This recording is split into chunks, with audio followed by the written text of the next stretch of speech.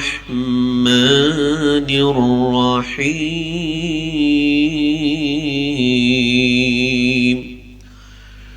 والعصر إن الإنسان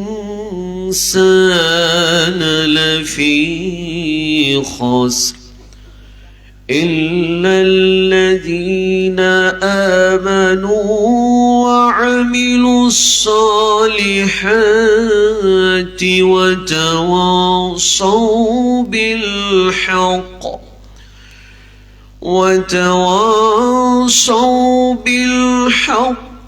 وتواصوا بالصبر.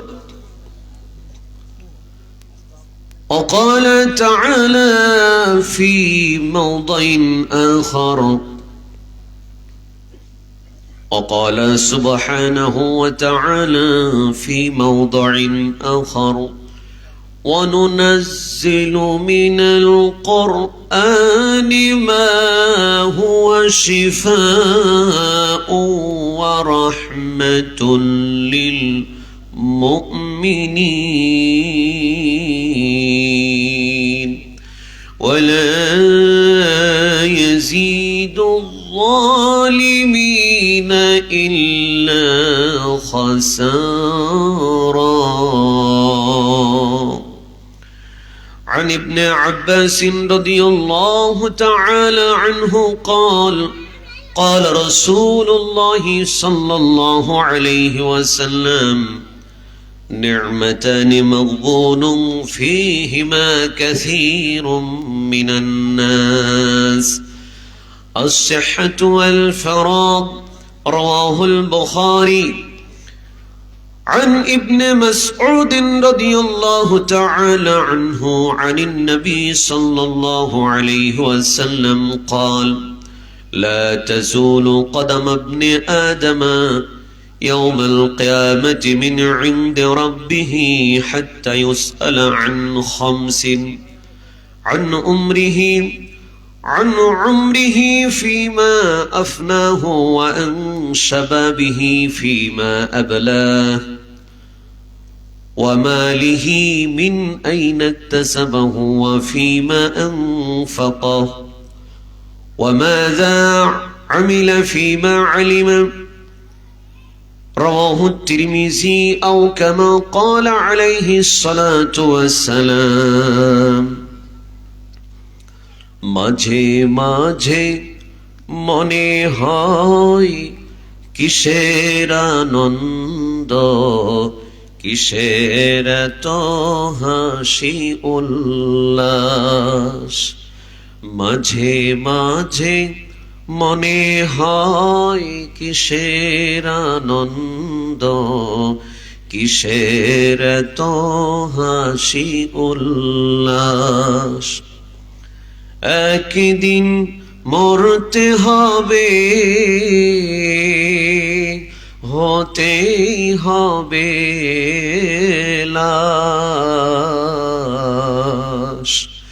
মাঝে মাঝে মনে হয় কিসের আনন্দ কিসের এত হাসি উল্লাস। মা বাবা ভাই বোন আছে যত স্বজন। মা বাবা ভাই বোন আছে যত স্বজন। সব কিছু ছেড়ে কোথায় হবে বসবাস।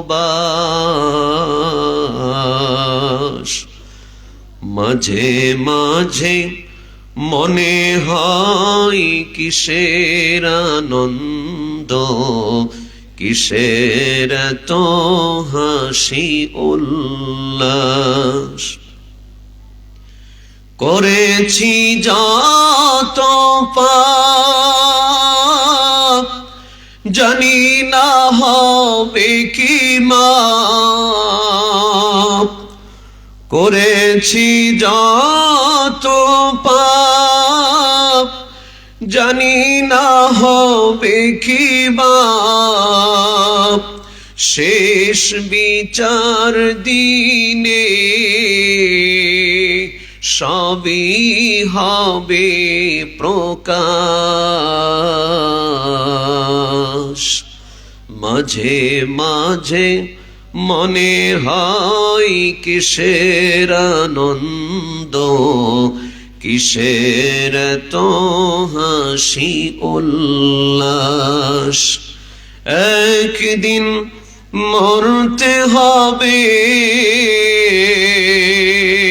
হতেই হবে লাশ। মাঝে মাঝে মনে হয় কিসের আনন্দ, কিসের তো হাসি উল্লাস। বন্ধু যত ভবে সকলেই পর হবে, বন্ধু যত ভবে সকলেই পর হবে। ফুরাবে আবার যেদিন এই বুকের নিঃশ্বাস। মাঝে মাঝে মনে হয় কিসের আনন্দ, কিসের তো হাসি উল্লাস। একদিন মরতে হবে, হতেই হবে লাশ। মাঝে মাঝে মনে হয় কিসের আনন্দ, কিসের তো হাসি উল্লাস। ঠিক কিনা ভাই? সব ছেড়ে আমাদের চলে যেতে হবে মহান রবের দরবারে। আলহামদুলিল্লাহ, বল্লা পূর্ব পাড়া ওয়াক্তিয়া মসজিদ ও ফুরকানিয়া মাদ্রাসার উদ্যোগে ইমান আমলের অগ্রগতির লক্ষ্যে ইসলামী জলসার সাহেবে সদর সদরুল মোহতারাম জনাব সভাপতি, বল্লা এলাকার অত্যন্ত সম্মানিত শ্রদ্ধাভাজন একমাত্র প্রবীণ আলেমে দ্বীন এই এলাকার মধ্যে শেখ মাওলানা মোহাম্মদ শফিকুল ইসলাম হাফিজাহুল্লাহ আতাহুল্লাহ আমরাহু ওয়া বারাকাল্লাহু ফি হায়াতি, আল্লাহুম্মা আমিন। প্রধান অতিথি হিসেবে উপস্থিত আছেন অত্র এলাকার কৃতি সন্তান, বিশিষ্ট সমাজ সেবক, বিশিষ্ট ব্যবসায়ী ও রাজনীতিবিদ জনাব মোহাম্মদ আবু তালহাদ সাহেব। আল্লাহ সুবহানাহু ওয়া তাআলা তাকে দুনিয়া আখিরাতের নেক হায়াত দান করুন, কল্যাণ কামিয়াব দান করুন, আমিন। পরিচালনা আছেন শেখ মোহাম্মদ আব্দুল মান্নান হাফিজাহুল্লাহ, অধ্যক্ষ মাদ্রাসা দারুল ইসলাম মোহাম্মদিয়া বল্লা আতাহুল্লাহ আমরাহু ওয়া বারাকাল্লাহু ফি হায়াতি, আমিন। এছাড়া আলোচনা রেখে আপনাদের ধন্য করেছেন হাফিজ মোহাম্মদ সাব্বির আহমেদ ইমামত্র মসজিদ। আলোচনা পেশ করেছেন কিছুক্ষণ পূর্বে শেখ মাওলানা মোহাম্মদ আব্দুর রফ, আপনাদেরই সন্তান। আল্লাহ পাক তাকেও কবুল করুন। বিশেষ করে আজকে মাহফিলের মধ্যমণি প্রধান আকর্ষণ, বন্ধুবর, অত্যন্ত প্রাণের মহব্বতের ব্যক্তিত্ব শেখ আবু আব্দুল্লাহ মোহাম্মদ মাসুদুর রহমান, প্রিন্সিপাল মাদ্রাসা দারুত তালিম সালাফিয়া কান্দাইল নরসিংদী ও আলোচক মোহনা টিভি মাই টিভি। আল্লাহ সুবহানাহু ওয়া তাআলা প্রিয় ভাইকে দীর্ঘ নেক হায়াত দান করুন। আজকে আপনাদের ইমান আমল ও হেদায়েতমূলক কথাবার্তা বলে আপনাদের অন্তরকে জোরানোর তৌফিক দান করুন, আমিন। প্রিয় ভাইরা আমার, আলোচনার সময় আমার সংক্ষিপ্ত। এই সংক্ষিপ্ত সময়ে ছোট্ট একটি বিষয় নির্ধারণ করেছি, সেটি হলো সূরা আসরের তাফসীর। সূরা আল আসরের তাফসীর এটা অত্যন্ত গুরুত্বপূর্ণ প্রত্যেকটি মানব জীবনের জন্য। এতটাই গুরুত্বপূর্ণ যেটা বলার ভাষা আমার নেই, বুঝাতে পারবো না যে কতটা গুরুত্বপূর্ণ। তারপরও আল্লাহর রাসূলের এবং সাহাবা ইকরামের সালাফে সালেহিনদের কিছু কওল বক্তব্য নকল করে আপনাদেরকে বোঝানোর চেষ্টা করব এটা কতটা গুরুত্বপূর্ণ। সূরা আসর কোরআনে কারীমের একেবারে সবচেয়ে ছোট সূরার মধ্যে একটি। প্রিয় ভাইরা আমার, এই সূরাটি 30 নম্বর পারার মধ্যে আছে, আম্মা পারার মধ্যে। এই সূরাটি নাম হলো সূরা আসর। সূরার নামকরণ করা হয়েছে প্রথম আয়াত ওয়াল আসর, এখান থেকে। এই শব্দের অর্থ হলো সময় কাল। প্রিয় ভাইরা, এই সূরাটি অবতীর্ণ হয় মক্কাতুল মুকাররমায়, ইসলামের প্রথম যুগে, অর্থাৎ রাসূলুল্লাহ সাল্লাল্লাহু আলাইহি ওয়াসাল্লামের নবুয়তের প্রথম যুগে। এই সূরাটি অবতীর্ণ হওয়ার প্রেক্ষাপট হলো যখন আবু বকর রাদিয়াল্লাহু তাআলা আনহু, তিনি তো ছিলেন ব্যবসায়ী মানুষ, তিনি যখন প্রথমে ইসলাম কবুল করলেন, পুরুষদের ভিতরে সর্বপ্রথম ইসলাম কবুলকারী সাহাবী ছিলেন আবু বকর রাদিয়াল্লাহু তাআলা আনহু, যাকে ইসলামের ইতিহাসে ইসলামের ত্রাণকর্তা বলা হয়। তো এই আবু বকর রাদিয়াল্লাহু তাআলা আনহু যখন ইসলাম কবুল করে দ্বীনের কাজে ব্যস্ত হয়ে গেলেন, ব্যবসায় সময় দিতে পারছেন না, সংসারে ব্যবসা বাণিজ্যে ইনকাম রোজগারের ক্ষেত্রে আগের মতো সময় দিতে পারছেন না। বন্ধুরা যারা ছিলেন, তাফসীর এসেছে তার পরিচিত বন্ধুবর যারা আত্মীয় স্বজন, তারা বললেন, আবু বকর, তুমি তো ক্ষতিগ্রস্তের মধ্যে চলে গেলে, তুমি কি এক ধর্ম পালন করতে গেলে ব্যবসা বাণিজ্য, তোমার পরিবার কোনো কিছুতেই সঠিকভাবে সময় দিতে পারছো না, আশানুরূপ লাভবান হতে পারছো না, তুমি তো ক্ষতিগ্রস্ত হয়ে গেলে। আল্লাহ রাব্বুল আলামিন এই কথাকে বড় অপছন্দ করলেন এবং আবু বকরের উপরে এই আরোপিত কথার পরিপ্রেক্ষিতে আল্লাহ সুবহানাহু ওয়া তাআলা এই সূরা বিশ্ব নবীর উপরে অবতীর্ণ করে জানিয়ে দিলেন যে আসলে প্রকৃত ক্ষতিগ্রস্ত কারা, প্রকৃত ক্ষতিগ্রস্ত কারা, এর পরিচয় আল্লাহ তাআলা তুলে ধরলেন এই কয়েকটি আয়াতের ভিতরে। আল্লাহ পাক বললেন, ওয়াল আসর, সময়ের কসম, ইন্নাল ইনসানা লাফি খুসর, নিশ্চয়ই সমস্ত মানুষ ক্ষতির ভিতরে আছে, ইল্লাল্লাযীনা আমানু ওয়া আমিলুস সালিহাত, তবে তারা নয় যারা ঈমান এনেছে এবং নেক আমল করেছে, ওয়া তাওয়াসাউ বিল হক, এবং যারা হকের, পরস্পর হকের নির্দেশ দেয়, হকের উপদেশ দেয়, ওয়া তাওয়াসাউ বিস সবর, এবং পরস্পরকে ধৈর্যের উপদেশ দেয়। এই চারটি কাজ যারা করে তারা ক্ষতিগ্রস্ত নয়। আর আবু বকর তো এই চারটি কাজই করেন। আল্লাহ তাআলা প্রকৃত লাভবানকে সেটা তুলে ধরলেন, আর প্রকৃত ক্ষতিগ্রস্ত কারা সেটাও তুলে ধরলেন। প্রিয় ভাইরা আমার, বন্ধুরা আমার, আবু বকরের পরিচিত মানুষরা যারা আবু বকরকে ক্ষতিগ্রস্ত বলেছিল, তাদের কথার পরিপ্রেক্ষিতে মহান আল্লাহ এই সূরা অবতীর্ণ করলেন, জানিয়ে দিলেন আবু বকর প্রকৃত ক্ষতিগ্রস্ত নয়, ক্ষতিগ্রস্ত তারা যারা ঈমান আনে নাই, নেক আমল করে নাই, পরস্পরকে হকের দাওয়াত দেয় না, পরস্পরকে ধৈর্যের নসিহত করে না, উপদেশ দেয় না, তারাই বরং ক্ষতিগ্রস্ত। আল্লাহ সুবহানাহু ওয়া তাআলা বলে দিলেন সব মানুষ ক্ষতিগ্রস্ত। এই চারটা বৈশিষ্ট্য যার ভিতরে আছে সে নয়, এক নম্বরে ইমানদার, দুই নম্বরে নেক আমলকারী, তিন নম্বরে হকের নির্দেশ প্রদানকারী, চার নম্বরে ধৈর্যের উপদেশ দানকারী পরস্পর। প্রিয় ভাই আমার, সরল অনুবাদ শুনলাম, ব্যাখ্যা তাফসিরে যাব, তার পূর্বে আপনাদেরকে বলি এই সূরাটির গুরুত্ব, ফজিলত কত। আল্লাহ রাসূলের দুইজন সাহাবী, কানা রাজুলানি মিন আসহাবিন নবী সাল্লাল্লাহু আলাইহি ওয়াসাল্লাম ইযা ইলতাকায়া লাম ইয়াতাফাররাকা হাত্তা ইয়াকরা আহাদুহুমা আলাল আখার ওয়াল আসর ইন্নাল ইনসানা লাফি খুসর সুম্মা ইউসাল্লিমু আহাদুহুমা আলাল আখার। আল্লাহর নবীর দুইজন সাহাবী সাক্ষাৎ হলে পরস্পর ততক্ষণ পর্যন্ত চলে যেতেন না যতক্ষণ পর্যন্ত একে অপরকে সূরা আসর তেলাওয়াত করে না শোনাবেন। সূরা আসর তেলাওয়াত করতেন, এরপরে দুইজন আলাদা হয়ে যে যার মতো চলে যেতেন। তার মানে সাহাবায়ে কেরাম রিদওয়ানুল্লাহি তাআলা আলাইহিম আজমাইন এই সূরাকে এত বেশি গুরুত্বের সাথে বিবেচনা করেছেন, নিজেদের জীবনে খুব গুরুত্ব দিয়েছেন এই সূরাটিকে। প্রিয় ভাইরা, এই সূরার ব্যাপারে ইমাম শাফি রাহমাতুল্লাহ আলাইহি বলেন, লাউ মা আনজালাল্লাহু হুজ্জাতান আলা খালকিহি ইল্লা হাযিহি সূরা লাকাফাতুহুম।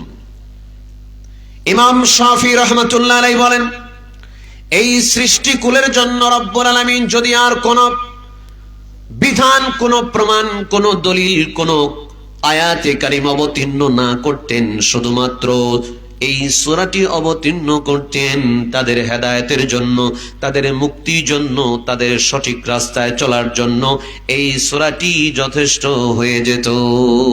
সুবহানাল্লাহ, ছোট্ট সূরা কোরআনের ভিতরে আমরা গুরুত্ব দেই না ভাই। কত চমৎকার কথা বলেছেন দেখেন। ওয়াকালা আইদান, ইমাম শাফি রাহমাতুল্লাহ আলাইহি অন্যত্র বলেন, লাউ তাদাব্বারান নাসু হাদিহি সূরা লাওয়াসিআতুহুম, তিনি বলছেন মানুষেরা, লোকেরা যদি এই সূরা নিয়ে গবেষণা করে, চিন্তা ভাবনা করে, লোকেরা যদি এই সূরা নিয়ে গবেষণা করে, অধ্যয়ন করে, সূরার ভিতরে কি আছে জানার চেষ্টা করে, এটা তাদের জন্য যথেষ্ট হয়ে যাবে। এটাই তাদের জন্য যথেষ্ট হয়ে যাবে। এখন আমাদের অনেকেরই মুখস্থ আছে, কিন্তু এর ভিতরে কি আছে আমরা তা জানি না। প্রিয় ভাই আমার, সূরা আসরের এতটা গুরুত্ব সাহাবায়ে কেরাম রিদওয়ানুল্লাহি তাআলা আলাইহিম আজমাইন দিয়েছেন, সালাফরা দিয়েছেন। তারা মনে করতেন যে একটি সূরা একটা মানুষের হেদায়েতের জন্য যথেষ্ট, যদি সে এটাকে নিয়ে চিন্তা ভাবনা করে, গবেষণা করে।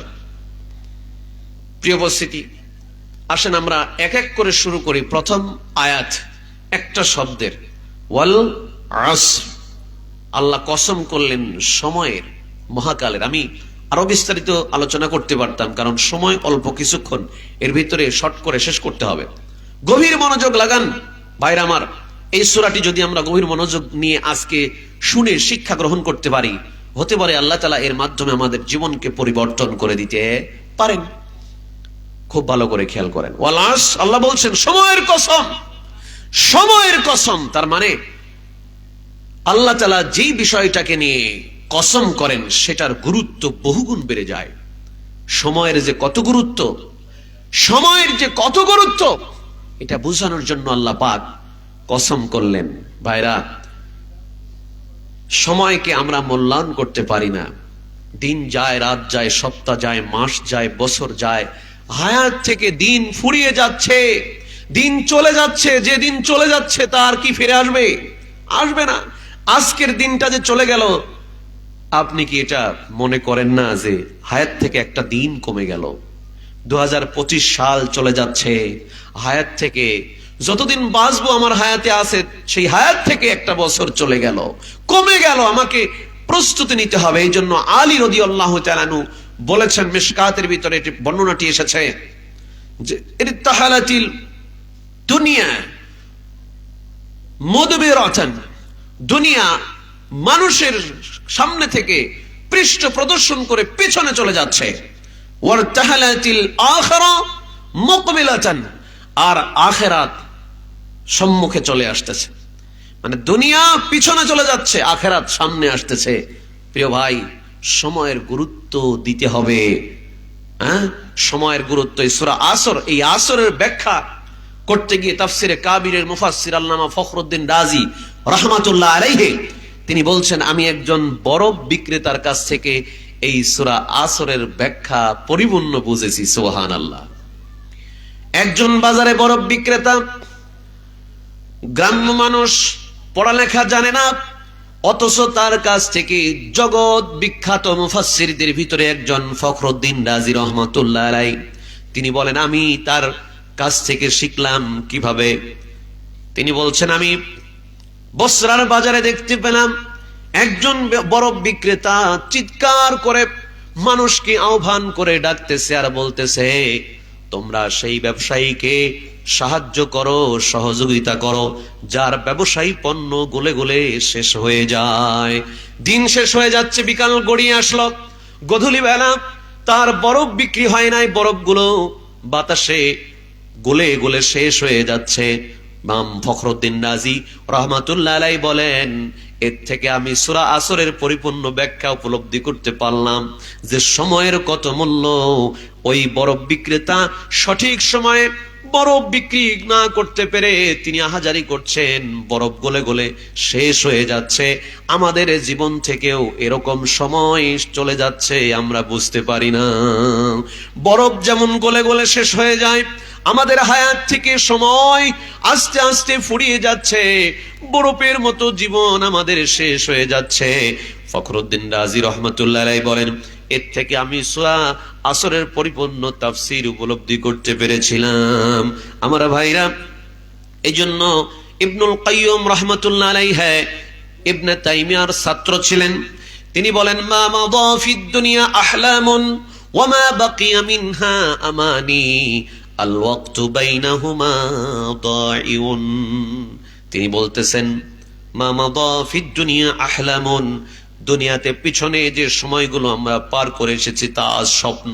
তা কি স্বপ্ন? এখানে যে সমস্ত মুরব্বী বাবাজিরা আছেন, কারো দাড়ি পরিপূর্ণ সাদা হয়ে গেছে, কারো অর্ধেক কাঁচা অর্ধেক পাকা, তাদেরকে বলি, আপনার বয়স 60, 65, 70 বছর হয়েছে, একটু পিছনের দিকে চোখটা বন্ধ করে চিন্তা করেন। ছোটবেলা, কিশোর কালের, কৈশোরের, শৈশবের স্মৃতিগুলো মনে পড়বে। 8-10 বছর, 15 বছর বয়সের স্মৃতিগুলা যদি চোখ বন্ধ করে চিন্তা করেন, মনে হবে যেন স্বপ্নের মতো। এখন চিন্তা করেন, দেখবেন ঘুমের ভিতরে স্বপ্ন দেখে ঘুম থেকে জাগ্রত হলে যেমনটা মনে হয়, ঠিক তেমন কত বছর পার করে এসেছেন, ওই স্মৃতিগুলো যেন এখন স্বপ্নের মতো মনে হয়। ঠিক কিনা ভাই? আহারে, সময় চলে যায় ভাই। সেই দিন হঠাৎ করে আমি তো প্রায় চিন্তা করি সময় কিভাবে চলে যাচ্ছে। কয়েক মাস আগে চিন্তা করলাম, এবার 25 সালের নভেম্বর মাসের 1 তারিখে আমার বল্লাতে আসা 5 বছর পূর্ণ হবে। নভেম্বরের 1 তারিখ চলে গেল, 5 বছর পরিপূর্ণ হয়ে 6ষ্ঠ বছরে পদার্পণ করলাম বল্লার জমিনে। ও ভাই, এভাবেই একদিন বল্লা থেকে বিদায় হয়ে যাব, একদিন চলে যেতে হবে। আমি আপনি কেউ কোনো জায়গায় স্থায়ী নয়, ক্ষণস্থায়ী। আপনি আপনার পরিবারে যেখানে আছেন সেখানেও আপনি স্থায়ী থাকবেন না, সব কিছুর মায়া ত্যাগ করে চলে যেতে হবে। এই জন্য আল্লাহ পাক সময়ের গুরুত্ব দিতে বলছেন, সময়ের কসম করলেন, ওয়াল আসর, সময়ের কসম, সময়ের কসম। তার কারণ আপনি আমি যে সময় অপচয় করছি, আল্লাহর ইবাদত বন্দেগী করছি না, এ কারণে এই সময়ের হিসাব আল্লাহর কাছে দেওয়া লাগবে। এমনকি যদি আপনি জান্নাতি হন, জান্নাতে এক এক জান্নাতি বান্দার আমল অনুযায়ী এক এক রকম মর্যাদা এবং পুরস্কার হবে। জান্নাতি বান্দারা শুধু একটা বিষয় নিয়ে আফসোস করবে আর বলতে থাকবে, লাম ইয়াতাহাসসারা আহলুল জান্নাহ ইল্লা আলা সাআতিম মাররাত বিহিম লাম ইয়াযকুরুল্লাহ তাআলা ফিহা। সহিহুল জামির হাদিস। আমার ভাইরা, আল্লাহ রাসূল বলেন, জান্নাতে জান্নাতীরা যাওয়ার পরেও আফসোস করবে একটা বিষয় নিয়ে, কেন দুনিয়াতে সময়গুলো অপচয় করেছিলাম।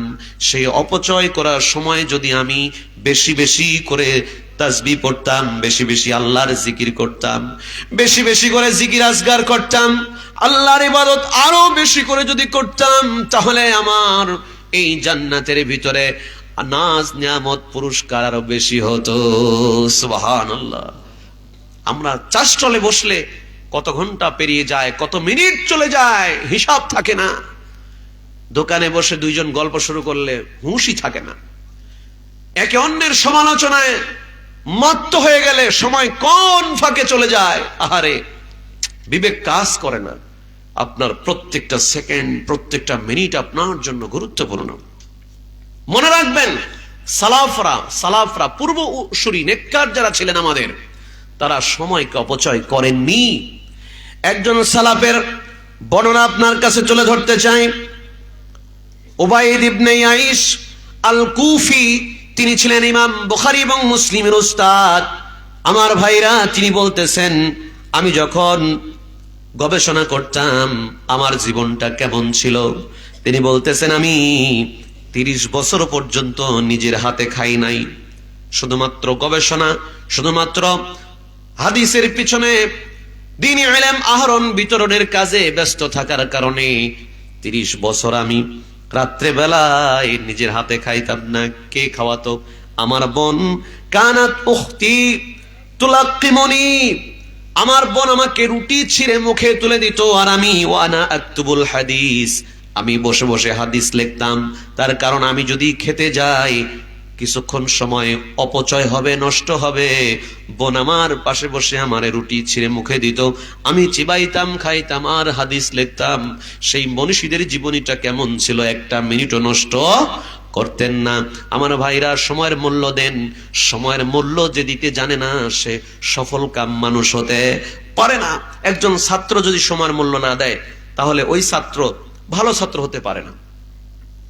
এই জন্য ভ্যালু অফ টাইম, সময়ের মূল্য রচনা পড়ানো হয় ছাত্রদেরকে, তারা যেন সময়ের মূল্য বুঝে। একজন ব্যবসায়ী যদি সময়ের মূল্য দিতে না পারে সে সফল ব্যবসায়ী হতে পারে না।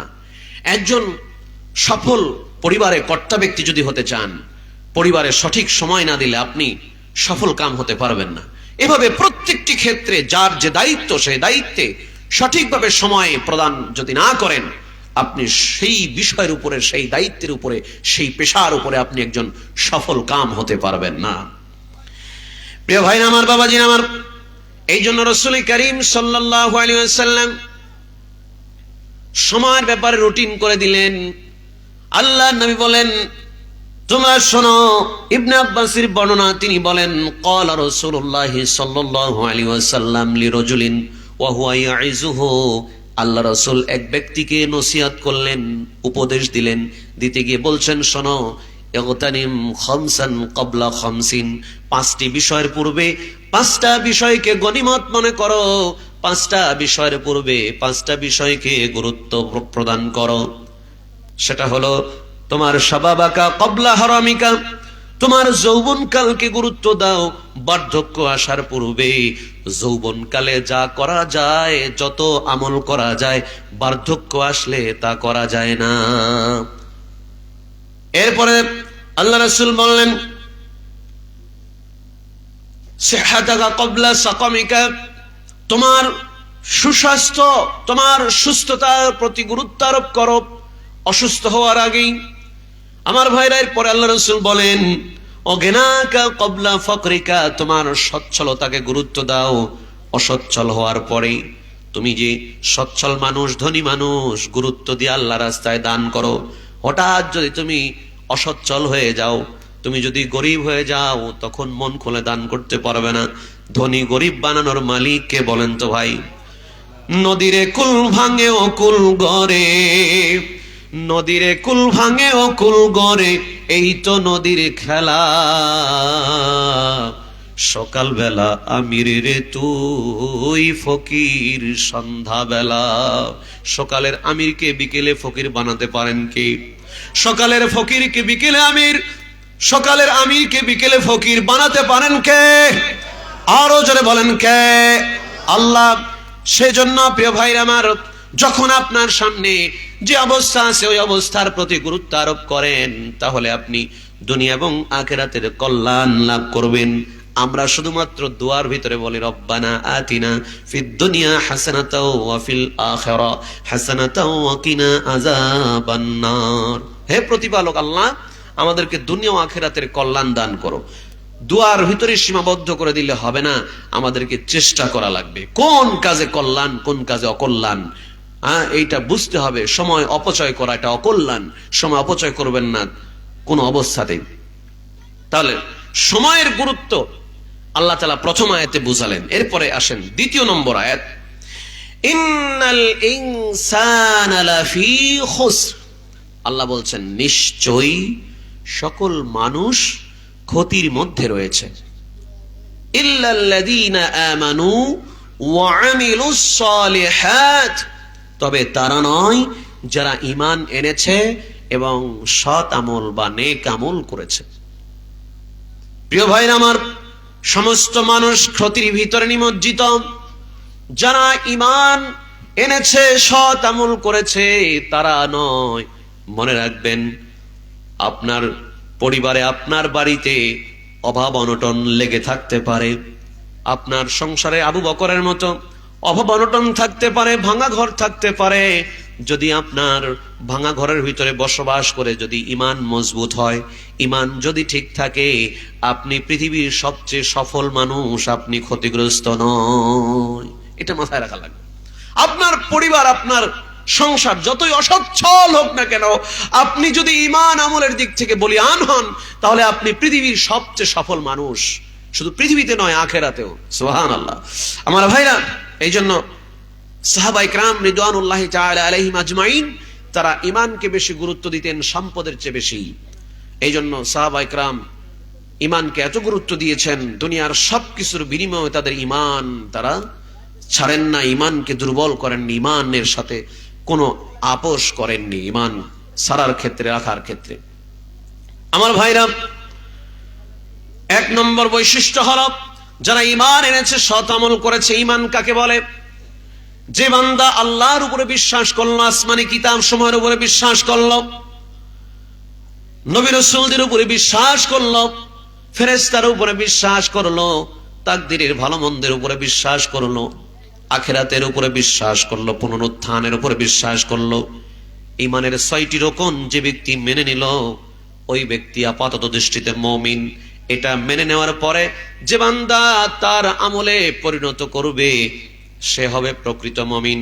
ইমাম আবু হানিফা রাহমাতুল্লাহ আলাইহির সংজ্ঞা ইমানের ব্যাপারে সেটা হলো যে তাসদিক বিল জিনান, ইকরার বিল লিসান, আমল বিল আরকান।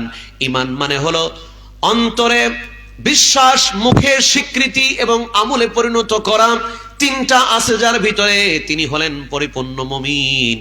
শুধুমাত্র মুখে মুখে বললাম, নেক আমল করলাম না, আল্লাহর নিষিদ্ধ বিষয়গুলোকে বর্জন করলাম না, আল্লাহ যা নির্দেশ দিয়েছেন তা পালন করলাম না, তাহলে আমরা প্রকৃত মুমিন হতে পারবো না। প্রিয় ভাইরা, এরপরে আমলে সালেহ। আমলে সালেহ কাকে বলা হয়? নেক আমল কাকে বলা হয়? নেক আমলের শর্ত হলো 2টা। কয়টা? একমাত্র আল্লাহর সন্তুষ্টির জন্য এমন কোন কাজ করা যেটা রাসূলুল্লাহ সাল্লাল্লাহু আলাইহি ওয়াসাল্লামের তরিকা অনুযায়ী হবে, আল্লাহ রাসূলের সুন্নাহ মাফিক হবে। কোরআন সুন্নাহর আলোকে আল্লাহর সন্তুষ্টি অর্জনের জন্য যে কাজগুলো করা হয় সেগুলোই হচ্ছে নেক আমল। এরপরে আসেন 3য় নম্বর বৈশিষ্ট্য হচ্ছে ওয়াতাওয়াসাউ বিল হক। যারা পরস্পর হকের নির্দেশ দেয়, পরস্পর হকের দাওয়াত দেয়, তারা ক্ষতিগ্রস্ত নয়। আমরা তো এই আমল থেকে অনেক অনেক দূরে, একে অন্যকে সত্য কথা বলি না, হক কথা বলি না, হকের পথে ডাকতে পারি না। ওই ইমানটুকুন যেন আমাদের হারিয়ে গেছে ভাই। আজকে যেমন ছোটরা, তার চেয়ে বেশি ভয়ঙ্কর বড়রা। ছোট পোলাপান বড়দের সম্মান করে না। রাস্তাঘাটে একটা নারীকে, একটা ছাত্র একটা ছাত্রীকে ইফটিজিং করছে। স্কুল ছুটি হয়েছে, মাদ্রাসা ছুটি হয়েছে, রাস্তায় এসে হিল হিল কিলকিল করছে। ছেলে মেয়েরা আপত্তিকর আচরণ করছে রাস্তার ভিতরে।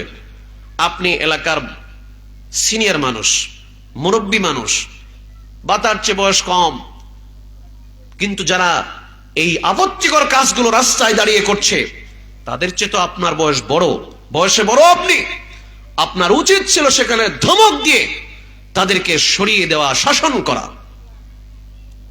আমরা এত কপাল পোড়া মানুষ, এখন আর শাসন করতে চায় না।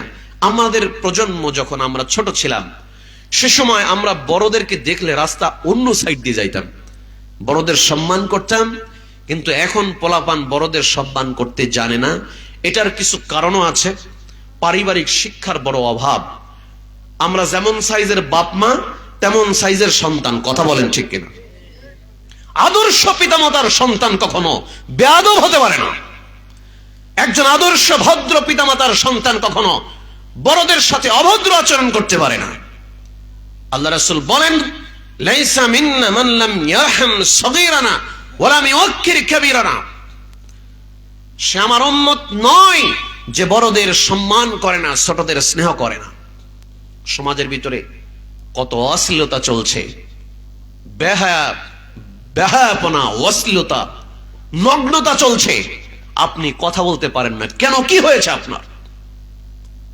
প্রিয় ভাইরা আমার, এর আধ্যাত্মিক ব্যাখ্যা আছে, শুনলে মনে কষ্ট পাবেন। যখন দেহের ভিতরে হারাম ঢুকে, বুঝেন, হারাম, এই দেহের ভিতরে যখন হারাম ঢুকে, সত্য কথা বলার সাহস নষ্ট হয়, হক কথা বলার সাহস নষ্ট হয়। দেহের ভিতরে যখন হারাম ঢোকে, তখন সৎ উপদেশ দেওয়ার, কাউকে শাসন করার হিম্মত নষ্ট হয়ে যায়। এখন আমাদের পরিবারে অধিকাংশ পরিবারগুলো সুদ ঘুষে আক্রান্ত। সুদ খাইতে খাইতে দিল কলিজাটা নষ্ট করে ফেলেছি, যে কারণে একটা বাচ্চা পোলাপানও আমাকে দেখে ভয় করছে না। তাকে শাসন করার যোগ্যতা, হিম্মত, সাহস পর্যন্ত হারিয়ে ফেলেছি, কাপুরুষ হয়ে গিয়েছি। এটা দুঃখজনক। খবরদার, সদা সত্য কথা, হক কথা বুলন্দ করতে হবে, উচ্চকিত করতে হবে, নির্ভীক ভাবে বলতে হবে। এটা ইমানদারের পরিচয়। একটা সমাজের ভিতরে ইমানদার থাকবে, সেই সমাজে নগ্নতা চলবে, নারীকে হেনস্থা করা হবে। একজন ছাত্র তার আরেকজন ছাত্রীকে শ্লীলতাহানি করছে, ইফটিজিং করছে রাস্তায় দাঁড়িয়ে, একজন মুমিন যদি সে রাস্তায় দাঁড়িয়ে এই দৃশ্য দেখে অবশ্যই প্রোটেক্ট করবে, বাধা দেবে, যদি তার ভিতরে ন্যূনতম ঈমান থাকে। প্রিয় ভাইরা, খুব দুঃখ পরিতাপের সাথে বলছি, আমাদের ভিতরে হকের উপদেশ, এই আমলটা আমরা ভুলে গিয়েছি। আমরা আজকে ক্ষতিগ্রস্তের অন্তর্ভুক্ত হয়ে গিয়েছি। যারা ক্ষতিগ্রস্ত মানুষ পৃথিবীতে, তাদের অন্তর্ভুক্ত আমরাও কিন্তু হয়ে গিয়েছি। যারা সৎ কাজের আদেশ দেয়, অসৎ কাজের নিষেধ করে, যারা হকের নির্দেশ দেয়, হকের নির্দেশ দেয় না, যারা মানুষকে আল্লাহর পথে ডাকে আর আল্লাহর পথে ডাকে না, তাদের উদাহরণ হলো আল্লাহ রাসূল সাল্লাল্লাহু আলাইহি ওয়াসাল্লাম উদাহরণ পেশ করেছেন। কিভাবে দেখেন, লম্বা একটা হাদিস, অনুবাদ আপনাদেরকে শোনাই। এক সম্প্রদায়ের দুই গ্রুপ মানুষ, তারা নৌকা ভ্রমণে বা সমুদ্রপথে ভ্রমণ করবে। ভ্রমণ করার জন্য দুই গ্রুপ লটারি করলো, কে দোতলায় আর কে নিচতলায় থাকবে। এইটা লটারি করার পরে সম্প্রদায়ের একটা গ্রুপ জাহাজের উপর তলায় দোতলায় স্থান পেল, আর আরেকটা গ্রুপ নিচের তলায় স্থান পেল। নিচের তলায় যারা অবস্থান করছেন, তারা পানি প্রয়োজন হলে সিঁড়ি বেয়ে দোতলায় উপরে আসেন। চিন্তা করলেন, এত কষ্ট করে দোতলা উপরে এসে সমুদ্রের পানি নিতে হয়, এই কষ্ট আর করব না, আমরা আজকে থেকে জাহাজের তলা ফুটা করে পানি নেব। এই অবস্থায় যদি উপর তলার মানুষেরা দেখে, যদি চুপচাপ থাকে যে যাজ্ঞা, ওরা যেহেতু উপরে আসতে কষ্ট বোধ করছে, ওরা জাহাজের তলা ফুটা করুক আর পানি নিক, সমস্যা নাই, আমরা তো ভালোই আছি উপর তলায় দোতলায়। জাহাজের তলা যদি ফুটা করে নিচের তলার লোকেরা পানি গ্রহণ করে, দোতলার লোক বাঁচবে? সবাই ডুবে মারা যাবে, নিচের তলা দোতলা সব মারা যাবে। আল্লাহ রাসূল বললেন, যারা আল্লাহর পথে মানুষকে ডাকে আর যারা ডাকে না, তাদের উদাহরণ এরকম। যারা সৎ কাজের আদেশ করে আর অসৎ কাজের নিষেধ করে, আর যারা করে না, তাদের উদাহরণ এরকম। এজন্য আপনাকে ভাই হিম্মতওয়ালা হতে হবে। বুকে একটু সাহস করেন যে প্রজন্ম নষ্ট হয়ে যাচ্ছে। আপনার সামনে একটা ছেলে, হতে পারে আপনার প্রতিবেশী, গ্রামবাসী, যেই হোক না কেন, আপনার সামনে কোনো অন্যায় দেখলে প্রতিবাদ করতে হবে। আপনি এলাকার মানুষ, আপনি তো ভিনদেশী নন, আপনার কথা বলতে সমস্যা কোথায়? সর্বদা হকের আদেশ দিতে হবে, হকের পথে মানুষকে ডাকতে হবে। আল্লাহ কবুল করুন, বলেন আমিন। চতুর্থ নম্বর বৈশিষ্ট্য হলো ওয়াতাওয়াসাউ বিস-সাবর, ধৈর্যের উপদেশ দেওয়া। ভাইরা আমার, ধৈর্যের এত গুণ, এত ফজিলত, এত মর্যাদা। একজন মুমিন যদি ধৈর্য ধারণ করতে পারে, জীবনে সফল কাম হবে। আল্লাহ পাক কোরআনে কারীমের ভিতরে ধৈর্যের উপদেশ দিয়েছেন এভাবে, ইস্তাঈনু বিস-সাবরি ওয়াস-সালাম ইন্নাল্লাহা মা'আস-সাবিরিন। তোমরা সালাত এবং ধৈর্যের মাধ্যমে আল্লাহর কাছে সাহায্য প্রার্থনা করো। জেনে রেখে দিও, নিশ্চয়ই আল্লাহ রব্বুল আলামিন ধৈর্যশীলদের সাথে আছেন। সুবহানাল্লাহ, আল্লাহ ধৈর্যশীলদের সাথে আছেন।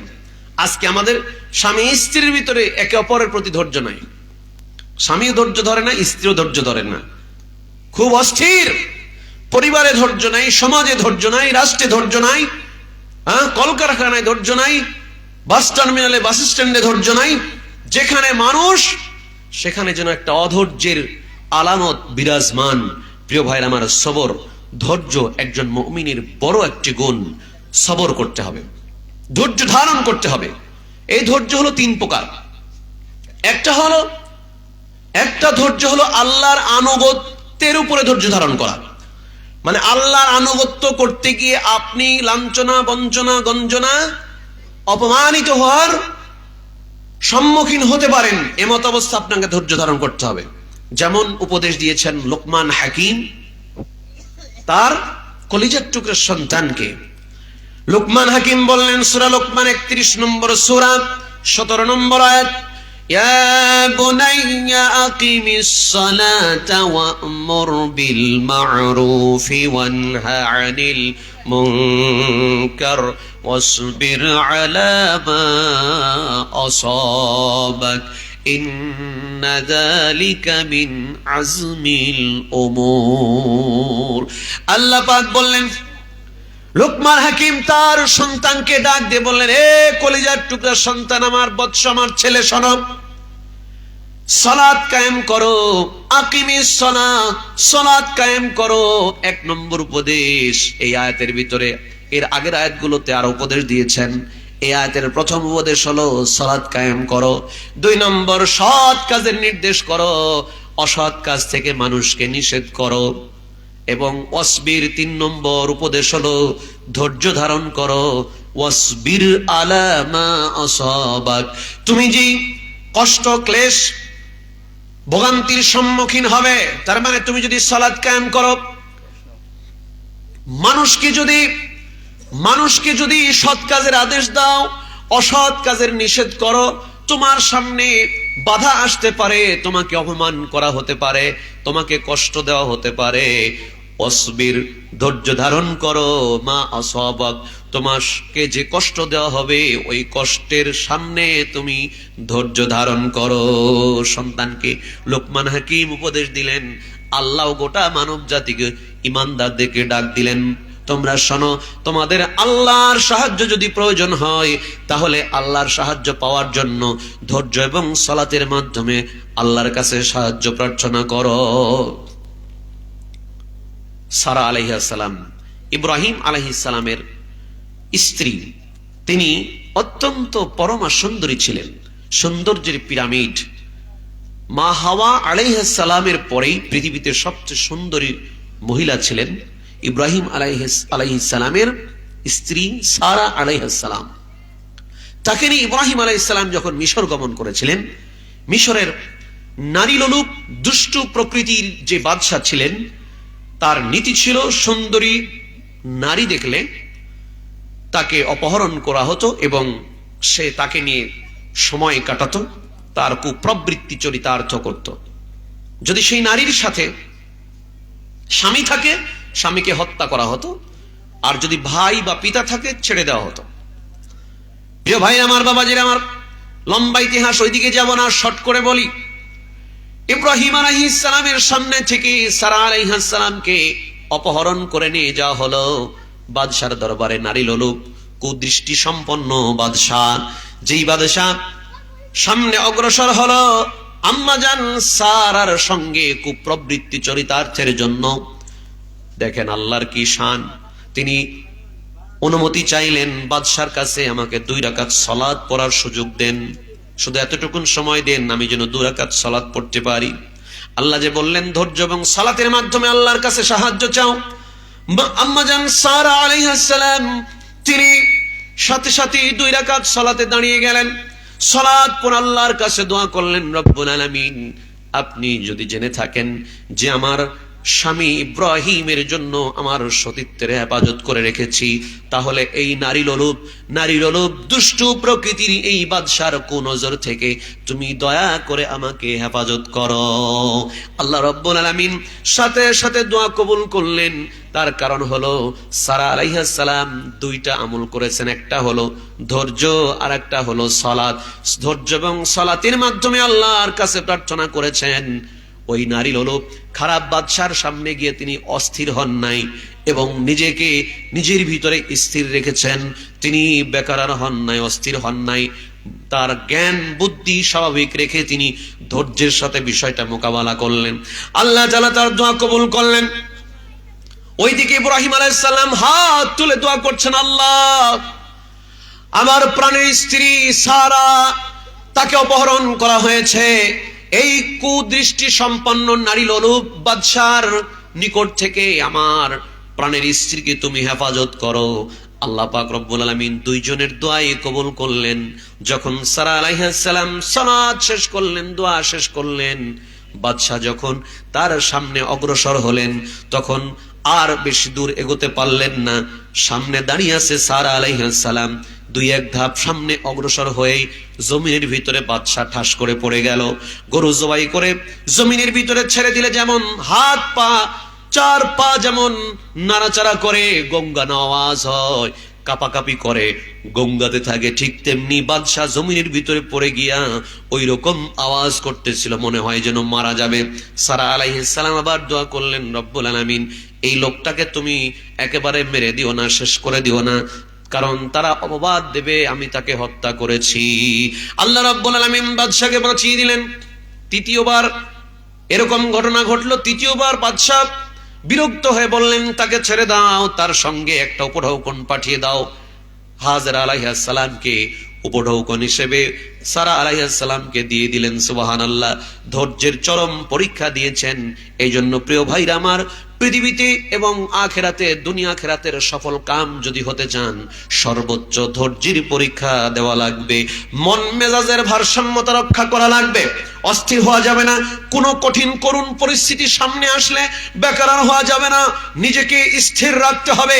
স্থির মন মানসিকতা নিয়ে সেটাকে সুকৌশলে মোকাবেলা করা লাগবে। আপনি যত অস্থির হবেন তত হেরে যাবেন, যত অস্থির হবেন যত রাগান্বিত হবেন, আপনি অসম্মানিত হবেন এবং ক্ষতিগ্রস্ত হয়ে যাবেন। এই জন্য আল্লাহ রাব্বুল আলামিন বলছেন, পৃথিবীতে তারা ক্ষতিগ্রস্ত নয় যারা ইমানদার নেক আমল করে এবং যারা পরস্পর হকের নির্দেশ দেয় এবং পরস্পর সবরের নির্দেশ দেয়, ধৈর্যের নির্দেশ দেয়। এই গুণ, চারটি গুণ যাদের ভিতরে আছে, তারা ছাড়া সব মানুষ ক্ষতির ভিতরে নিমজ্জিত। যারা ধৈর্যশীল, চতুর্থ নম্বর গুণ ধৈর্যশীল। এই ধৈর্যশীলদের পুরস্কার দেখেন, যখন জান্নাতে তারা প্রবেশ করবে, আল্লাহ পাক বলছেন, ওয়াল মালাইকাতু ইয়াদখুলুনা আলাইহিম মিন কুল্লি বাব সালামুন আলাইকুম বিমা সাবারতুম ফানি'মা উকবাদ-দার।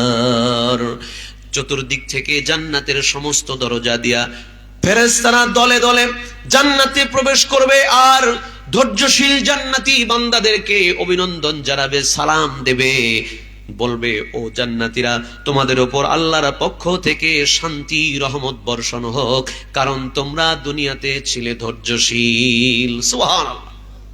দুনিয়াতে যারা ধৈর্যশীল তাদের পুরস্কার কত! কেমন ধৈর্যশীল ছিলে তোমরা দুনিয়ায়? অসচ্ছল ছিলে, টাকা পয়সা ছিল না, দারিদ্র্যের কষাঘাতে জীবনটা শেষ হয়ে যাচ্ছিল, তারপরেও তোমরা হারাম খাও নাই, এনজিও থেকে কিস্তি তোলো নাই, ব্যাংক থেকে লোন তোলো নাই, কষ্ট করে জীবন যাপন করেছো, দিন এনেছো, দিন খেয়েছো, তারপরও তোমরা ধৈর্যের সাথে জীবন যাপন করেছো, অধৈর্য হও নাই।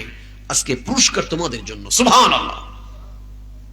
তাহলে এক নম্বর ধৈর্যের তিন প্রকার ধৈর্য, তার মধ্যে এক নম্বর প্রকার কি? আল্লাহর আনুগত্যের ক্ষেত্রে ধৈর্য ধারণ করা। আল্লাহর আনুগত্যের ক্ষেত্রে, আল্লাহর আনুগত্যের ক্ষেত্রে কেমন ধৈর্য? আরেকটা উদাহরণ দিয়ে সামনের দিকে গিয়ে যায় আমার ভাইরা। আল্লাহর আনুগত্যের ক্ষেত্রে ধৈর্য ধারণ করেছিলেন তিনজন ব্যক্তির ভিতরে একজন। আল্লাহ রাসূল হাদিসে ঘটনা উল্লেখ করেছেন, তিন বন্ধুর ঘটনা। এই তিন বন্ধু একসাথে গল্প করতে করতে পাহাড়ি এলাকার মধ্য দিয়ে তারা যাচ্ছিলেন।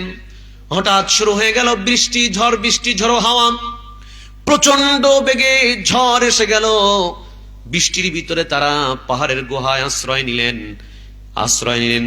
কিছুক্ষণের মধ্যে তারা লক্ষ্য করলেন, অতিরিক্ত বাতাসের তীব্রতার কারণে পাহাড়ের উপর থেকে একটা বিশাল আকৃতির পাথর গড়ে এসে গুহার মুখে পড়ে গুহার মুখটা বন্ধ হয়ে গেছে। এত বড় পাথর, যেই পাথরকে তিনজন বন্ধু মিলে ধাক্কায় সরাতে পারবে না, এত বড় পাথর কি করা যায়? তিন বন্ধু যুক্তি করলো, পরামর্শ করলো, ধৈর্যের সাথে তারা একে অন্যকে পরামর্শ দিচ্ছে। একজন বলল, ভাই, একটা উপায় আছে, আমাদের ভিতরে নেক আমল, কার কি নেক আমল আছে, এইটা স্মরণ করে আল্লাহর কাছ থেকে এই বিপদ থেকে মুক্তি চাও। প্রত্যেকেই তার নেক আমল আল্লাহর কাছে বলতে শুরু করলো। একজন করে বলে, আল্লাহ পাক একটু করে পাথর সরিয়ে দেন। তিন নম্বর ব্যক্তি যখন বলল, রব্বুল আলামিন, আমার এক চাচাতো বোন ছিল, আল্লাহ তাআলা চাচাতো বোনকে আমি ভোগ করার জন্য বহু রকম কৌশল অবলম্বন করে তাকে রাজি করেছিলাম। অর্থের বিনিময়ে সে পরিশেষে রাজি হয়েছিল। আমি তার সঙ্গে মেলামেশা করব স্বামী স্ত্রীর মতো, এমন একটা পর্যায়ে চলে গিয়েছিলাম। আমরা দুজনই প্রস্তুত, এখন আমরা মিলিত হব। এমত অবস্থায় নিচ থেকে আমার ওই চাচাতো বোন আমাকে ডাক দিল, ভাই আব্দুল্লাহ ইত্তাকিল্লাহ, ভাই আব্দুল্লাহ আল্লাহকে ভয় করো, তুমি আমার সতীত্বকে নষ্ট করো না, এত বড় সর্বনাশ করো না, আল্লাহকে ভয় করো। তখন আমি সাথে সাথে নিজেকে কন্ট্রোল করে ধৈর্যের সাথে, আল্লাহ একমাত্র তোমার ভয়ে ওই অবস্থা থেকে আমি ফিরে এসেছি, আমি খারাপ কাজ করি নাই। আল্লাহ, এটা যদি একমাত্র তোমার ভয় করে থাকি, তাহলে তুমি রব্বুল আলামিন আমাদের এই বিপদ থেকে আমাদেরকে মুক্ত করে দাও। রব্বুল আলামিন বাকিটুকুনো পাথর আল্লাহ পাক আপন কুদরতে সরিয়ে দিলেন। সুবহানাল্লাহ। তিন বন্ধু হাসতে হাসতে আল্লাহর শুকরিয়া আদায় করে গুহা থেকে বের হয়ে গেলেন। এই ঘটনা বলার উদ্দেশ্য হলো, তারা ধৈর্যের সাথে তারা পরিস্থিতিটা মোকাবেলা করেছে, আল্লাহর কাছে দোয়া করেছে, আল্লাহর সাহায্য চেয়েছে। নেক আমলের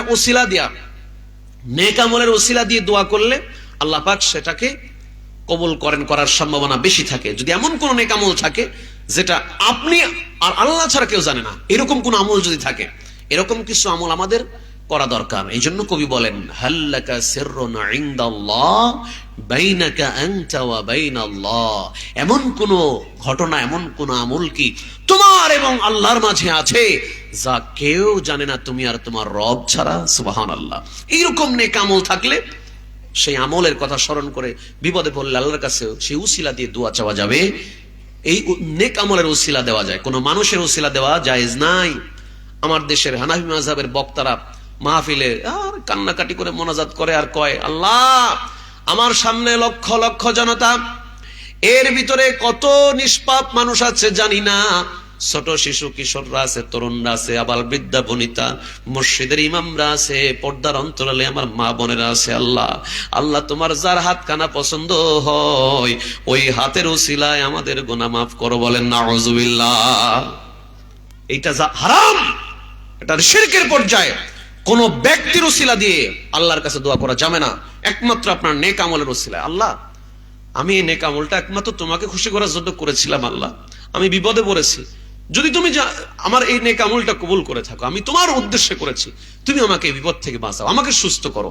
হ্যাঁ, অসুস্থ হয়েছেন, হাসপাতালে বেডে অথবা চিকিৎসা খরচ বহন করতে করতে পেরেশান হয়ে গেলেন, ক্লান্ত হয়ে গেলেন, আর কত কিছু টাকা পয়সা গোপনে দান করেন। আমরা তো দান করে স্লিপ দিয়ে আবার তাকায় থাকি যে ইমাম সাহেব কিভাবে পড়ে, অস্পষ্ট হলে বলে আমারটা পড়া হলো না।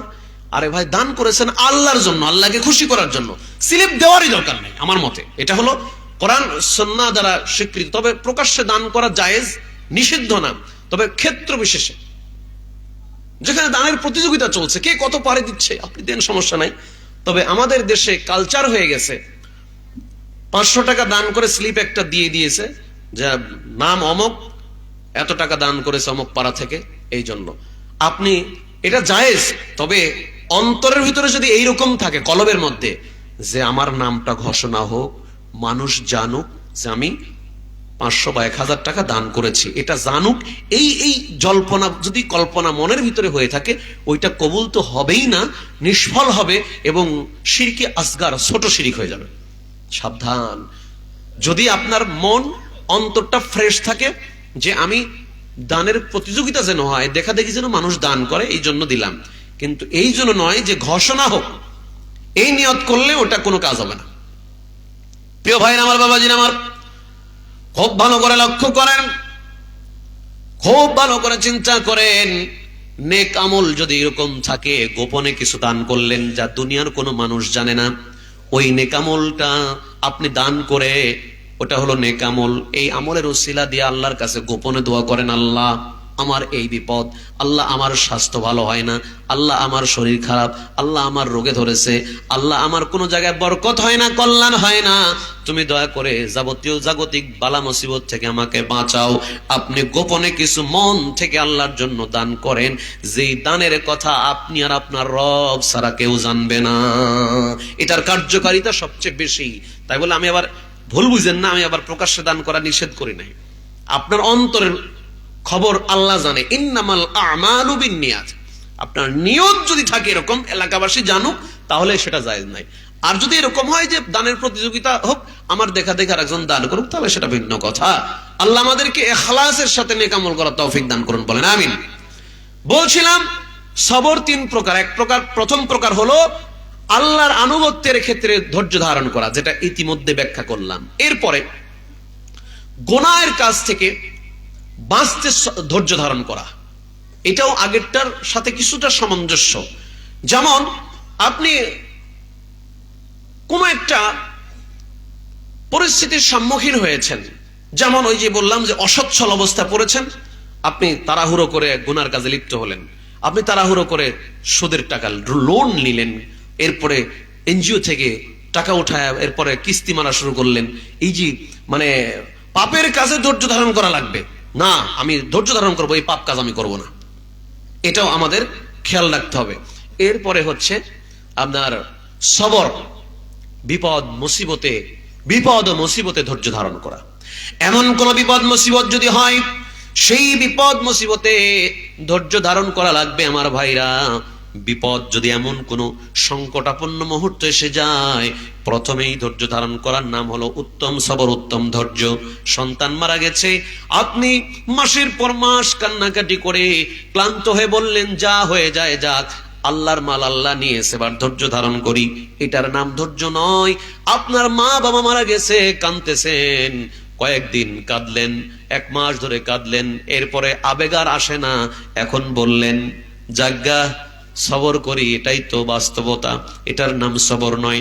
সন্তান মারা গেছে, বাবা মা মারা গেছে, আত্মীয় স্বজন আপনজন মারা গেছে, বা বড় ধরনের ক্ষতির সম্মুখীন হয়ে গেছেন, সাথে সাথেই সবর করার নাম হলো উত্তম সবর, সবরুন জামিল। একজন মহিলা তার কলিজার টুকরা সন্তানের মৃত সন্তানের কবরের সামনে বসে বসে কাঁদতেছিলেন। আল্লাহ রাসূল পাশ দিয়ে গমন করলেন, বললেন এ মহিলা তুমি এভাবে কাঁদছো কেন? মহিলা ধমক দিলেন, আল্লাহ রাসূলকে চিনতে পারেন নাই, বললেন এ পথিক তুমি কে? আমি যে কেন কাঁদতেছি তুমি কি জানো? ধমক দিলেন, আল্লাহ রাসূল চলে গেলেন কোনো কথা না বলে। অন্য সাহাবী বললেন মহিলা তুমি কি জানো কার সঙ্গে এমন আচরণ করলে? ইনি হলেন সুলতানে মদিনা রাহমাতুল লিল আলামিন মুহাম্মাদুর রাসূলুল্লাহ সাল্লাল্লাহু আলাইহি ওয়াসাল্লাম। মহিলাটা অনুতপ্ত হলেন, লজ্জিত অনুতপ্ত হয়ে রাসূলের দরবারে চলে গেলেন। আল্লাহ রাসূল বললেন মহিলা শোনো, বিপদের প্রথম মুহূর্তেই ধৈর্য ধারণ করার নাম হলো ধৈর্য। বুঝে আসছে সবর সম্পর্কে, ধৈর্য সম্পর্কে? তাহলে চারটা গুণ যার ভিতরে আছে, চারটা গুণ আছে যার, সফলতা তার, চারটা গুণ নেই যার, ক্ষতি অপমান লাঞ্ছনা দুনিয়া আখিরাতে তার। আল্লাহ পাক কোরআনে কারীমের এই সূরার ভিতরে বলে দিলেন। প্রিয় ভাইরা আমার, সূরা আসরের সংক্ষিপ্ত তাফসীরের শেষ পর্যায়ে এসে শিক্ষাগুলো আপনাদেরকে বলছি। এক নম্বর শিক্ষা হলো সময়ের মূল্য দেওয়া, সময় অপচয় না করা। আপনি এই পৃথিবীতে জীবন যাপন করতেছি, শিশুবেলা থেকে শুরু করে আমাদের এক এক করে আমাদের এক একটা স্টেপ পরিবর্তন হয়েছে। শৈশব গিয়েছে, কৈশোর গিয়েছে, তারুণ্য গিয়েছে, যৌবন কাল অনেকেরই চলে গেছে। এভাবে এক একটা স্টেপ পার হয়ে গেছে। আমরা কোন স্টেপকে কিভাবে কাজে লাগিয়েছি তার হিসাব আল্লাহ রাব্বুল আলামিন কিয়ামতের দিন গ্রহণ করবেন। আন ইবনে মাসউদ রাদিয়াল্লাহু তাআলা আনহু আনিন নবী সাল্লাল্লাহু আলাইহি ওয়াসাল্লাম قال, আব্দুল্লাহ ইবনে মাসউদ রাদিয়াল্লাহু তাআলা আনহু থেকে বর্ণিত, তিনি বলেন আল্লাহ রাসূল সাল্লাল্লাহু আলাইহি ওয়াসাল্লাম বলেছেন যে শোনো, লা তাজুলু কদম ইবনে আদম ইয়াউমাল কিয়ামাতি মিন ইনদি রাব্বিহি হাত্তা ইউসআলা আন খামসিন আন উমরিহি ফিমা আফনা। কোন আদম সন্তান তার এক কদম সামনে অগ্রসর হতে পারবে না যতক্ষণ পর্যন্ত তার রব তাকে 5টি প্রশ্ন না করবে। এক নম্বর প্রশ্ন হলো আন উমরিহি, তার হায়াত, তার আয়ুষ্কাল, সে কোন পথে ব্যয় করেছে, কোন কাজে লাগিয়েছে। 60 বছর, 70 বছর, 80 বছর হায়াত পেয়েছেন আমার ভাইরা, এই পুরো জীবনের হিসাব যখন থেকে আপনি প্রাপ্ত বয়স হয়েছিলেন, প্রাপ্ত বয়স বলা হয় কাকে? প্রাপ্তবয়স্ক হওয়ার লক্ষণ আছে কিছু কিছু পুরুষের ক্ষেত্রে। হালকা মুছ গোজানো, যদি মুছ না গোজায় কয়েকটা লক্ষণের একটা হলে বোঝা যাবে প্রাপ্ত বয়স হয়েছে। হালকা মুছ গোজানো, কালো হয়ে ওঠা অথবা স্বপ্নদোষ হওয়া, এটা হলে বুঝতে হবে যৌবনকাল চলে এসেছে, প্রাপ্ত বয়স হয়ে গেছে। স্বাভাবিকভাবে আমাদের উপমহাদেশের ছেলেরা 13 থেকে 14 বছরের ভিতরে তারা প্রাপ্ত বয়স হয়ে যায়। এই বয়স থেকে শুরু করে আপনার 80 বছর বয়স পর্যন্ত যে হায়াত আপনি পেলেন, এই পুরো হায়াতি জিন্দেগির হিসাব আল্লাহ রাব্বুল আলামিন যদি চান, তাহলে আমার আপনার মতো গুনাহগার গোলামদের কোনো অবস্থাতেই হিসাব দেওয়া সম্ভব হবে না। যদি আমি আপনি এমন ভাবে আমল করি, নেক আমলের পাল্লা যদি ভারী হয়ে যায়, আল্লাহর কাছে আমরা দুনিয়াতে দোয়া করি, আল্লাহ আল্লাহুম্মা হাসিবনি হিসাবান ইয়াসিরা, রব্বুল আলামিন আমাদের জন্য আমাদের হিসাবকে আপনি সহজ করে দেন। আম্মা জান আয়েশা বললেন, ইয়া রাসূলুল্লাহ সহজ হিসাব কি? আল্লাহ রাসূল বললেন, সহজ হিসাব হলো এমন ভাবে রব্বুল আলামিন তোমার আমল নামা ওপেন করবেন, কিন্তু প্রশ্ন করবেন না। প্রশ্ন না করে না ঠেকিয়েই আল্লাহ রব্বুল আলামিন ক্ষমা করে জান্নাতে দিয়ে দিবেন। এটাই হলো সহজ হিসাব। ও আল্লাহ, তুমি আমাদের জীবনের গুনাহ খাতাগুলোকে মাফ করে দাও এবং সহজ হিসাব আমাদের নসিবে দান করো, বলেন আমিন। আল্লাহ রাসূল বললেন, আন উমরিহি ফিমা আফনা, তার হায়াতকাল কোন পথে ব্যয় করেছে। ওয়ান শাবাবিহি ফিমা আবলাহ, তার যৌবনকাল, 2 নম্বর যৌবনকাল সে কোন কাজে লাগিয়েছে, কোন পথে ব্যয় করেছে। ও যুবকেরা, যুবতীরা, তরুণীরা খুব ভালো করে কান খুলে শোনো। যৌবনকালে আমরা পিতামাতার অবাধ্য হই, পিতামাতার নাফরমানি করি, বড়দের সম্মান করি না, ছোটদের স্নেহ করি না, 5 ওয়াক্ত সালাত জামাতের সাথে আদায় করতে পারি না। ও তরুণীরা, যুবতীরা, আমার বোনেরা, পরম শ্রদ্ধা বোনেরা, পর্দা করা লাগবে, খাস পর্দা। একজন নারীর জন্য মাথা থেকে পায়ের পাতা পর্যন্ত আওরাত ঢেকে রাখার জায়গা, মাথা থেকে পায়ের পাতা পর্যন্ত ঢেকে রাখতে হয়। বর্তমান সময়ে আমার মা বোনেরা, এ কথা আমি প্রায় ওয়াজে সাবধান করে থাকি, কারণ এ সতর্ক যদি না করা হয়, মা বোনেরা সচেতন কেমনে হবে? বলে থাকি, শোনেন, যে সমস্ত পুরুষের সাথে আপনার বিবাহ জায়েজ নাই, যাদের সাথে বিবাহ হারাম, তাদেরকে বলা হয় কি? মহরিম। যেমন নিজের পিতা, উদাহরণ কয়েকটা দেই। পিতা, আপন ভাই, আপন ভাগ্নে, যাদের সাথে আপন শ্বশুর, যাদের সাথে বিবাহ জায়েজ নাই। আপনি মনে করেন যে এটা তো আমার আপনজন, এদের সামনে খোলামেলা চলবো। এদেশের মহিলারা যাদের সামনে, যাদেরকে মহরিম মনে করে, যাদের সাথে বিবাহ জায়েজ নাই মনে করে, আপন মানুষ মনে করে, বুকে ওড়না দেয় না, মাথায় কাপড় দেয় না, শরীরের অঙ্গ প্রত্যঙ্গ গুলো আপত্তিকর অবস্থায় রেখে তাদের সামনে যায়, বাপের সামনে যায়, শ্বশুরের সামনে যায়, ভাইয়ের সামনে যায়, ছেলের সামনে যায়, ভাগ্নির সামনে যায়। মনে রাখবেন, তাদের সামনে আপনারও পর্দা আছে কতটুকু। আপনি তাদের সামনে মুখ খোলা রাখতে পারবেন, 2 হাত 2 পা খোলা রাখতে পারবেন। আপনি কোন অবস্থাতে ওড়নাবিহীন, ওড়না ছাড়া, একেবারে শুধু জামা পরে, শুধু কামিজ পরে, শুধু গেঞ্জি গায়ে দিয়া বাবার সামনে, শ্বশুরের সামনে, স্বামীর সামনে, এরপরে আপনি নিজের একেবারে রক্ত সম্পর্ক, যাদের সাথে পর্দা, যাদের সাথে বিবাহ হারাম, এই মহরিম ব্যক্তিদের সামনে ওপেন চলতে পারবেন না। আর মহরিম ছাড়া গায়রে মহরিম যারা, তাদের সামনে অল বডি ঢাকা লাগবে। যাদের সাথে বিবাহ জায়েজ তাদের সামনে অল বডি ঢাকতে হবে, মাথা থেকে পা পর্যন্ত। আর যাদের সামনে, যারা বিবাহ, যাদের সাথে জায়েজ নাই মহরিম, তাদের সামনে আপনি সুন্দর করে ওড়না পরবেন, সুন্দর করে পোশাক আশাক পরবেন, যেন আপত্তিকর মনে না হয়। আপনার শরীরের অঙ্গ প্রত্যঙ্গ উঁচু নিচু যেন বোঝা না যায়। একেবারে বেপরদা অবস্থায় চুল খুলে দিয়ে চোখের সামনে ঘোরা যাবে না, সাবধান। আমার মা বোনেরা, সকলের সামনে এভাবে, যার সামনে যেমন পর্দা বিধান বললাম, এটাকে অনুসরণ করতে হবে। সালাত যেমন ফরজ, তেমন পর্দাও ফরজ। পর্দা যদি মেনটেন করতে না পারেন, আজকে দুর্ভাগ্যজনক, দুঃখজনক হলেও সত্য, আমাদের পরিবারগুলোতে খাস পর্দা করা হয় না। দেবর ভাসুর নন্দে, এলাকার প্রতিবেশী কারো সামনে পর্দা করা হয় না। অনেক সময় বাজারে গেলে, বাজারে হাত মোজা পা মোজা লাগায়া ঘুমটা দিয়ে যে বোনটা গেল, ওই বোনটা রাস্তা দিয়ে ঘোরাফেরা করে, অনেক সময় দেখেছি, আছে না নাই? বাড়ির সামনে রাস্তায় ওপেনে চলাফেরা করছে, থ্রি পিস পরে ওন্না গায়ে দিয়া, পর্দা করে না। বাজারে গেলে ঘোমটা লাগায়, হাত মোজা পা মোজা লাগায়। রাস্তার সামনে আপনি ঘোরাফেরা করছেন, বাড়ির বাহিরে দাঁড়িয়ে আছেন, বেপর্দা, হিজাব নাই, খোলামেলা পরিবেশে আপনার সামনে দিয়ে রাস্তা দিয়ে যারা যায়, তারা কি আপনার ভাই? তারা কি আপনার বাবা? সাবধান, পর্দা সব জায়গায়, যেখানে পর্দা করা দরকার সেখানেই পর্দা করা লাগবে। প্রধান বক্তা এসে গেছে, আলোচনা শেষ করছি ভাই। তাহলে 1 নম্বর সূরা আসরের শিক্ষা বললাম, সময়ের গুরুত্ব দিতে হবে। আমার আপনার হায়াতি জিন্দেগির প্রত্যেকটা স্টেপ থেকে রব্বুল আলামিন জিজ্ঞাসাবাদ করবেন। আল্লাহ রাসূল বললেন, ওয়াং শাবাবিহি ফিমা আবলা, তার যৌবনকাল সে কোন কাজে লাগিয়েছে, প্রশ্ন করবেন কে?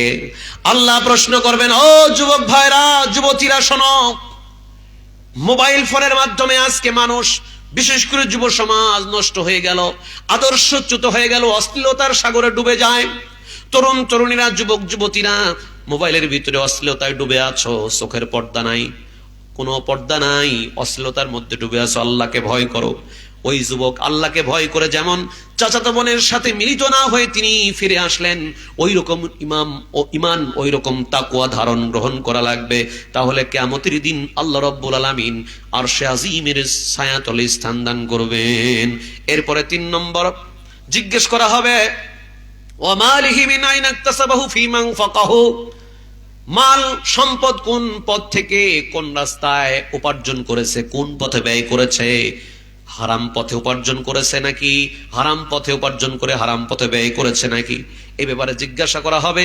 এরপরে জিজ্ঞাসা করা হবে তার অর্জিত জ্ঞান অনুযায়ী আমল করেছে কিনা। এই যে মাহফিলে আপনারা যে ইলম অর্জন করেন, জ্ঞান অর্জন করেন, ওয়াজের মাধ্যমে শুধু আওয়াজ নয়, এখানে উপদেশ আছে, এখানে ইলম আছে। এই ইলমটা আহরণ করলেন, জানলেন, যে বক্তব্যগুলো থেকে যা কিছু শুনলেন, এটা যদি আপনি অনুসরণ না করেন, এটা যদি পালন না করেন, কিয়ামতের মুসিবতের দিনে আল্লাহর সামনে আসামি হওয়া লাগবে, প্রশ্নের উত্তর দেওয়ার ক্ষমতা থাকবে না। প্রিয় ভাইরা আমার, আজকের আলোচনার শেষ মুহূর্তে সে আপনাদের খেদমতে আরজ করতে চাই সম্মানিতা মা বোনেরা, পরম শ্রদ্ধা মা বোনেরা, সম্মানিত ভাইরা আমার যারা আছেন আমার সামনে, সবাইকে অনুরোধ করি শোনেন, সবাইকে দৃষ্টি আকর্ষণ করে বলছি শোনেন। আল্লাহর কোরআনের এই ছোট্ট একটা সূরা থেকে আজকে যে কথাগুলো শুনলাম, কথাগুলো বললাম এবং সবাই মিলে শুনলাম, এই কথাগুলো আমল যদি আমরা করতে পারি তাহলে আমাদের জীবনের হেদায়েতের জন্য যথেষ্ট হয়ে যাবে। যেহেতু আমরা সবাই চাই দুনিয়া আখিরাতে সফল কাম হতে, আর সফল কাম হবে কারা, তাদের বৈশিষ্ট্য রব্বুল আলামিন এখানে বর্ণনা করে দিলেন চমৎকার ভাবে। যারা ঈমানওয়ালা, যারা নেক আমলওয়ালা, যারা সৎ কাজের আদেশ দেয়, সৎ কাজের নিষেধ করে, অর্থাৎ হকের দাওয়াত দেয়, আর যারা পরস্পর ধৈর্যের উপদেশ দেয়, এই 4 গুণ যার ভিতরে আছে সে সফল কাম। তার টাকা পয়সা না থাকলেও সমস্যা নাই, তার বাড়ি গাড়ি নাই, তার নেতৃত্ব নাই, কোনো আপত্তি নাই, কিন্তু এই 4টা বৈশিষ্ট্যওয়ালা একজন মুমিন বান্দা দুনিয়াতেও আল্লাহর কাছে সম্মানিত, কিয়ামতের দিন আখিরাতে সেই বিভীষিকাময় ময়দানে বড় সম্মানিত হয়ে কামিয়াব লাভ করবে, সফলতা অর্জন করবে, আল্লাহর জান্নাতের মেহমান হয়ে যাবে। রব্বুল আলামিন আমাদের সবাইকে সূরা আসর পড়ার, বুঝার, অধ্যয়ন করার তৌফিক দান করুন, আমলে বাস্তবায়ন করার তৌফিক দান করুন। সকলে বলেন আল্লাহুম্মা আমিন। সুবহানাকাল্লাহুম্মা বিহামদিকা আশহাদু আল্লা ইলাহা ইল্লা আনতা আস্তাগফিরুকা ওয়া আতুবু ইলাইক। আসসালামু আলাইকুম ওয়া রাহমাতুল্লাহি ওয়া বারাকাতুহু। মাশাআল্লাহ, আলহামদুলিল্লাহ। অত্যন্ত প্রাঞ্জল ভাষায় কোরআন এবং সুন্নাহর আলোকে গুরুত্বপূর্ণ বিষয় নিয়ে আমাদের শেখ ওয়াহিদুল আমিন আব্দুল্লাহ সাহেব বক্তব্য রেখেছেন। আল্লাহ রাব্বুল আলামিন এই সূরা আসরের শিক্ষা আমাদের গ্রহণ করার তৌফিক দান করুন। সবাই বলেন